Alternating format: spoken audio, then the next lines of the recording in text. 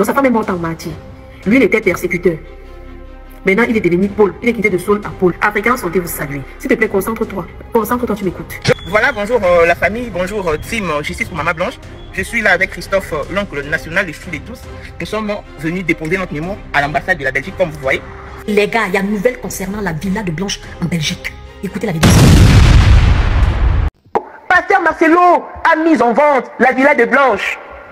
La villa se situe sur Bellastra, au numéro 107 à Fluguel. Elle a été mise en vente depuis que simplement parce que je révélais cette info. Pasteur Marcelo s'y attendait les mois. Il pensait que personne n'allait dénicher que Blanche avait une quelconque propriété en Belgique. Que ceux qui habitent Belgique, aillent siéger devant cette villa. Mais si la maison a cessé d'appartenir à Blanche, et elle appartient maintenant à Ouad, pourquoi la mettre en vente? Si ce que j'ai dit ici est faux, pourquoi mettre cette maison en vente? Je vais vous poster et épingler le lien du site qui a mis en vente la villa de Blanche. Comme ça, vous allez vous renseigner. Faites-vous passer pour des acheteurs pour acquérir de plus en plus d'informations. Pasteur Marcelo, c'est de la méchanceté. Donc c'est Esther qui utilise l'identité des Blanches. Mais ça, c'est de l'usurpation, Pasteur Marcelo. Comment avez-vous fait pour faire passer Esther pour Blanche? Mais non. Ils ont posté 28 photos de la dite maison. Waouh, Pasteur Marcelo. Mais, c'est osé, hein? C'est vraiment osé. Et puisque c'est les temps de Dieu, voilà que vous êtes mis à poil. Tout de vous est dehors. On ne tue pas la vérité, elle est têtue. On peut bien embobiner les gens, manipuler la nation, bouleverser les données, faire passer la famille des Blanches pour les cupides. Mais on ne pourra jamais tuer la vérité. Crash, pisse, chie sur la mémoire de Blanche. Ça importe peu, mais la vérité te rattrape. C'est l'égocentrisme, Pasteur Marcelo. Donc tu n'en tiens qu'à ta tête. Voilà, bonjour la famille, bonjour team Justice pour Maman Blanche. Je suis là avec Christophe, l'oncle national des Fous de tous. Nous sommes venus déposer notre mémoire à l'ambassade de la Belgique, comme vous voyez. C'est bien inscrit, bien indiqué. Embassy of the Kingdom, Belgium. Donc, si vous pensez que nous blaguons et... Donc, on ne blague pas. Christophe, ça fait longtemps. Comment tu vas? Non, je vais très bien. J'ai fait grâce, on est là. Je crois que la liste continue. Donc, je vais bien. Je vais très bien. J'aurais demandé des très bonnes nouvelles de tout le monde. En tout cas, merci, c'était juste pour ça. La lutte continue et nous crions haut et fort, justice pour Blanche Kandolo Odia, justice pour Blanche Kandolo Odia. La salle était encore imprégnée de l'odeur du dernier office. Les bancs en bois, polis par des années de mains ferventes, reflétaient la lumière jaune des appliques. Dans ce décor familier, on aurait cru que la foi se tenait encore debout, solide. Pourtant, un murmure inquiet parcourait la communauté de l'église Nouvelle Alliance. Les fidèles échangeaient des regards prudents, conscients qu'un orage invisible couvait derrière les murs de prière. Au centre de toutes les conversations se trouvait le pasteur Marcelin Thumas, figure charismatique dont la voix ample savait captiver une foule. Depuis une décennie, il avait bâti une réputation d'homme de Dieu inflexible. Sermons enflammés, œuvre de charité médiatisée, promesse de guérison spirituelle. Pour beaucoup, il était le berger providentiel.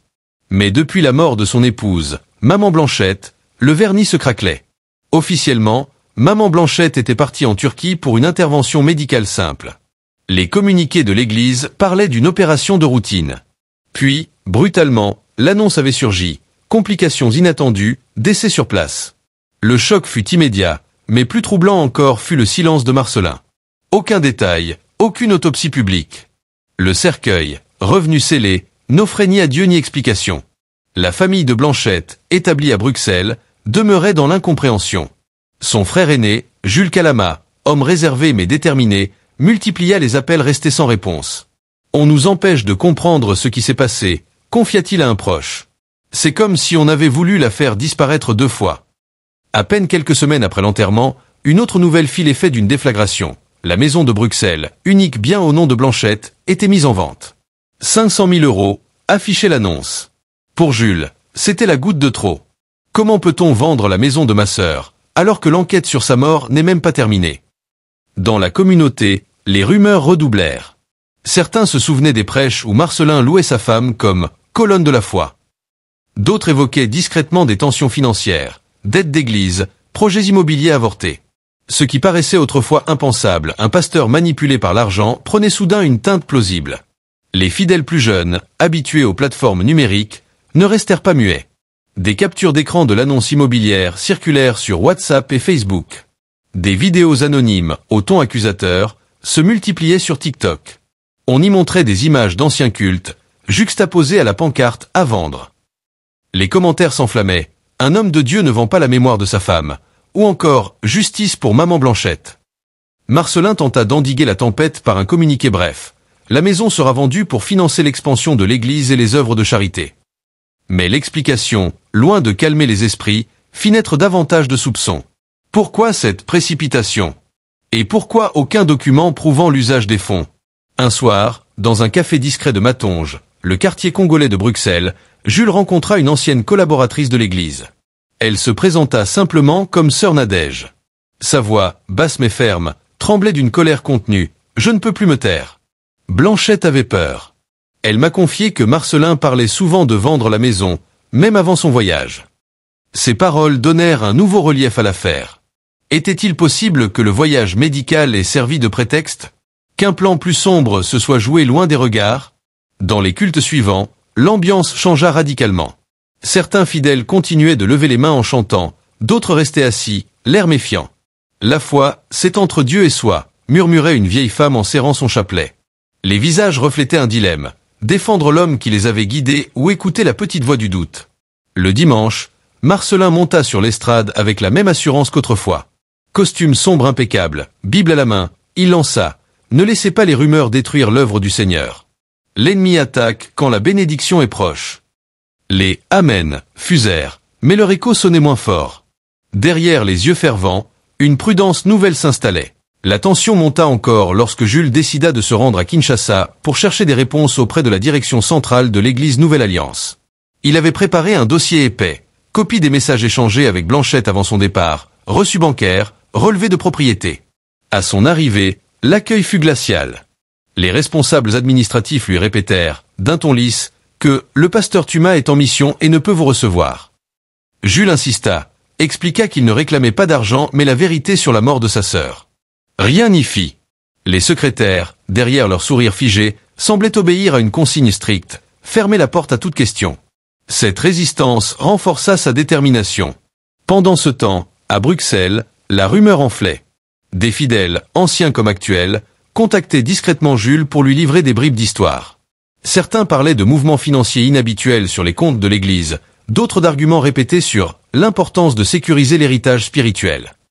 Plus inquiétant encore, une ancienne comptable confia par message anonyme que plusieurs transactions avaient été effectuées depuis une filiale en Turquie quelques jours avant la mort de Blanchette.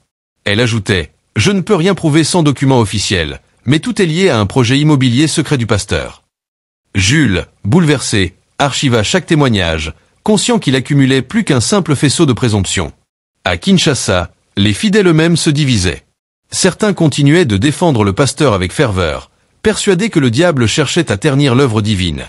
D'autres, plus prudents, se contentaient d'assister au culte sans enthousiasme, évitant les discussions. Dans les rues autour du Grand Temple, les vendeurs de journaux criaient les gros titres, mystère autour du décès de Maman Blanchette, enquête sur la vente d'une villa en Belgique. L'affaire dépassait désormais le cadre d'un conflit familial pour devenir un sujet national. Marcelin Tuma, de son côté, s'efforçait de maintenir le cap. Ses sermons s'étaient fait plus vibrants, presque théâtraux. Il appelait à la résistance contre les forces de la calomnie, exhortant les fidèles à rester unis. Sa voix, puissante, résonnait dans le temple, mais derrière l'estrade ses gestes trahissaient une nervosité nouvelle.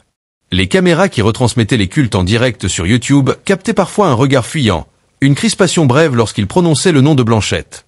Un soir, alors que Jules relisait les dernières correspondances de sa sœur, un détail l'interpella. Dans un message vocal envoyé quelques heures avant son départ, Blanchette parlait d'un « secret » qu'elle devait lui révéler à son retour. Sa voix, douce mais tendue, laissait deviner un poids. « Prie pour moi, Jules. Je t'expliquerai tout quand je rentrerai », disait-elle avant que l'enregistrement ne se termine dans un léger souffle. Ce fragment devint pour lui une obsession. Quel secret pouvait justifier tant de prudence? Déterminé à en savoir plus, Jules fit appel à un avocat spécialisé dans les successions internationales. Celui-ci, après avoir étudié les documents, remarqua que la mise en vente de la maison de Bruxelles avait été autorisée grâce à une procuration signée, en Turquie, le jour même où Blanchette entrait en salle d'opération. Le papier portait une signature ressemblant à celle de Blanchette, mais l'expert en graphologie consulté par l'avocat conclut rapidement « C'est une imitation habile, mais ce n'est pas sa main ». La découverte glaça Jules. Non seulement sa sœur était morte dans des circonstances floues, mais quelqu'un avait peut-être anticipé son décès pour s'approprier ses biens. La nouvelle de cette expertise fit bientôt surface sur les réseaux sociaux. Des vidéos de journalistes indépendants se mirent à circuler, pointant l'étrange coïncidence. Des mots comme « falsification » et « héritage détourné » s'imposaient dans les commentaires. Le hashtag Justice pour Blanchette monta en flèche. Face à cette tempête, Marcelin choisit de rester silencieux pendant plusieurs jours, une absence remarquée qui alimenta davantage la suspicion. Quand il réapparut enfin, c'était lors d'un culte de nuit diffusé en direct.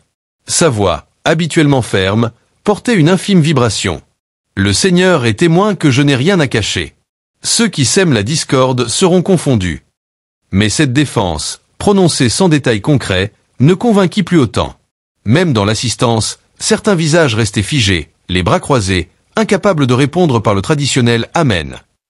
Dans l'ombre, Jules préparait son prochain mouvement. Il savait qu'il lui faudrait plus qu'un simple soupçon pour que la justice s'empare du dossier. Il contacta un journaliste d'investigation réputé, Clément Banza, connu pour son audace et sa rigueur. Banza accepta de creuser l'affaire. Mais, lui dit-il, il faut être prêt à encaisser. S'attaquer à une figure religieuse de cette ampleur, c'est affronter plus qu'un homme. C'est défier tout un système. Jules hocha la tête, le regard déterminé. Il n'avait plus peur. Clément Banza commença par vérifier chaque piste avec la patience méthodique qui faisait sa réputation. Il passa des nuits entières à croiser les relevés bancaires que Jules avait récupérés, à contacter des informateurs en Belgique et en Turquie, à interroger des proches de l'Église qui acceptaient de parler sous couvert d'anonymat. Très vite, un schéma émergea. D'importants transferts d'argent, effectués via des comptes intermédiaires, convergeaient vers une société immobilière récemment créée au nom d'un prête-nom en Turquie. Cette société avait pour unique actionnaire un homme d'affaires congolais connu pour sa proximité avec certains leaders religieux. Banza savait qu'il tenait quelque chose, mais il lui fallait des preuves irréfutables pour que l'histoire survive à la pression des puissants. Jules, de son côté, se préparait à retourner à Bruxelles pour retrouver d'anciens documents personnels de sa sœur. Il se souvenait d'un petit carnet à la couverture bleu nuit, que Blanchette transportait toujours avec elle. « C'est mon refuge », disait-elle. S'il pouvait mettre la main sur ce carnet, peut-être y trouverait-il des notes capables de confirmer ses soupçons. Dans l'appartement silencieux qu'elle avait occupé, il fouilla tiroirs, valises, étagères. Les souvenirs de leur enfance lui revenaient en vagues douloureuses. La voix de Blanchette chantant pour calmer la pluie, leur jeu d'enfant dans la cour poussiéreuse de Kinshasa. Après des heures de recherche, il découvrit enfin le carnet glissé derrière une pile de foulards. À l'intérieur, l'écriture nette de sa sœur révélait des réflexions spirituelles, mais aussi des passages plus sombres. Marcelin parle encore de la maison. Je sens qu'il prépare quelque chose que je ne peux pas arrêter. Je dois trouver le courage de parler à Jules. Jules s'arrêta, le cœur battant. Ces lignes, écrites quelques jours avant le départ de Blanchette, confirmaient ses plus grandes craintes. Banza publia un premier article détaillant les incohérences entre les documents de succession et la mort en Turquie. Le texte, précis mais prudent, fit l'effet d'une décharge électrique sur les réseaux sociaux et dans la presse congolaise. Des débats s'ouvrirent sur les plateaux de télévision, des émissions radio consacrèrent des heures à analyser chaque mot. Les fidèles de l'église Nouvelle Alliance se retrouvèrent au centre d'une tempête médiatique qu'ils n'avaient pas choisie. Certains se sentirent trahis, d'autres refusèrent de croire une seule ligne de l'article. Mais la fissure dans l'aura de Marcelin Thumas s'élargissait. Au même moment, les autorités belges, alertées par la famille Kalama, acceptèrent de réexaminer le certificat de décès. Un médecin légiste indépendant fut mandaté pour étudier les rares documents médicaux transmis depuis la Turquie. Son rapport préliminaire souligna des zones d'ombre inquiétantes, diagnostic imprécis, absence de rapport opératoire complet, signature médicale difficile à authentifier. Ces révélations ajoutèrent un poids considérable à l'enquête. La presse européenne, flairant une affaire internationale, commença à relayer l'histoire. Bientôt, des journaux de Paris, de Londres et d'Istanbul reprirent l'affaire, parlant de « mystère autour d'une héritière congolaise et d'un pasteur influent ». Confronté à ce déluge d'accusations implicites, Marcelin Thumas choisit d'organiser une conférence de presse dans le grand auditorium de son église.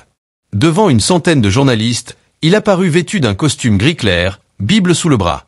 Son discours, long et habile, se concentra sur la persécution des serviteurs de Dieu, rappelant l'histoire des prophètes incompris. Il affirma que la vente de la maison de Bruxelles avait été une décision administrative ordinaire, et que tout l'argent serait versé au service du Seigneur.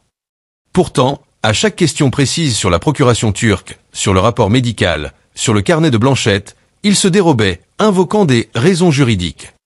Les journalistes notèrent la crispation de ses mains, la légère sueur qui perlait sur son front malgré la climatisation glaciale. Dans la foule, Jules observait. Il ne cria pas, ne protesta pas. Il savait que l'heure de la confrontation directe n'était pas encore venue. Mais à cet instant, en voyant l'homme qui avait partagé la vie de sa sœur esquiver la vérité, il sentit une colère froide se transformer en détermination. La justice, se promit-il, ne s'arrêterait pas à une simple conférence de presse. Il retournerait à Bruxelles, continuerait d'aider Banza, pousserait l'enquête jusqu'à ce que chaque zone d'ombre soit exposée. Pendant que la conférence faisait le tour des chaînes d'actualité, Banza reçut un message anonyme depuis Istanbul. Le texte, succinct, disait « J'ai assisté à l'opération. Ce que vous cherchez n'est pas dans les dossiers officiels. Contactez-moi si vous voulez la vérité. » Le journaliste sentit son cœur s'accélérer. Ce témoignage pouvait être la clé. Mais il savait aussi que ce pas en avant risquait d'ouvrir une porte vers un danger plus grand que tout ce qu'il avait anticipé.